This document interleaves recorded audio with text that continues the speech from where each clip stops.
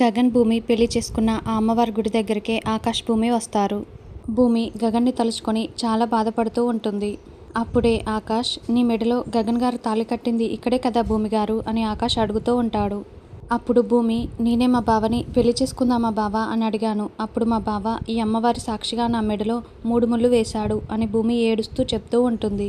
జరిగిన సంఘటన మనకి చూపిస్తూ ఉంటారు.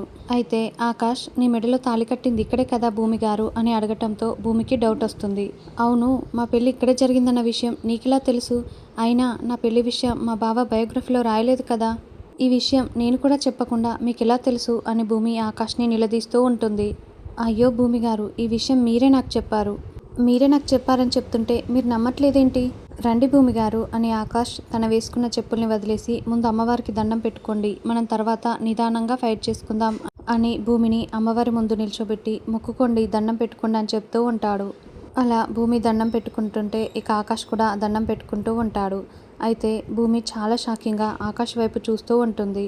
ఆకాష్ తను నిల్చునే పద్ధతిలో, దండం పెట్టుకునే పద్ధతిలో అచ్చం గగన్ లాగే కనిపిస్తున్నట్లుగా భూమికి అనిపిస్తూ ఉంటుంది.